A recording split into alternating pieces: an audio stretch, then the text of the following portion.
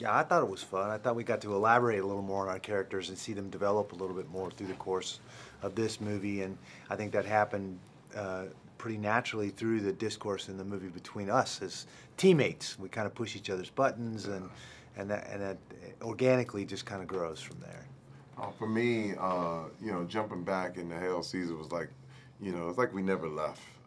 You know, we put on the same uniform, we put the whole thing, everything felt just right. I mean, it even smelled the same. You know, you're like, this is real. We're back. And it was the coolest feeling ever. But, you know, knowing that it was bigger, knowing that this is like the movie Sly originally intended to make, it was cool. It was my first sequel. So people were like, you done great, you did great in another movie, but they never did another one. And you really get the sense that you're building on a franchise. You're building something big, and it's bigger than you. And we went with it with everything we had. I think it's in line with this whole movement that we're seeing with you know, American restoration, American pickers, finding these kind of antiques. The cars we're driving now that are all retro in style, you know, if it looks more like the 1970 version of the Challenger, then it's that much cooler. And this is that kind of movie. We're going back to the nitty-gritty, kind of down to earth, doing things without wires, without CGI, throwing guys on their heads, shooting things up the way it was done in the 70s and 80s. And I think people dig that. They're ready for that.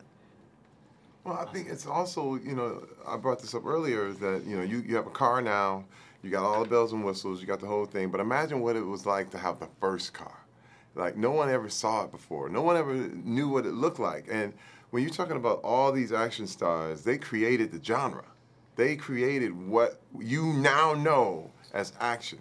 And to bring them back, it's just a celebration of what this is and how groundbreaking each one of them really is. I mean, you hear a classic song, you immediately think about where you were, who you were in love with, you know, that whole thing. But when you hear "I'm back, I'll be back," or you hear Sly, you see Sly, and you recognize where you were when you saw Rocky, these emotions and all these feelings flood back, and people can't get enough because it's a great, great feeling. And now you stack it on top of each other in a movie like this. So it's just crazy. It's like having a concert with all your greatest hits and greatest acts all in one.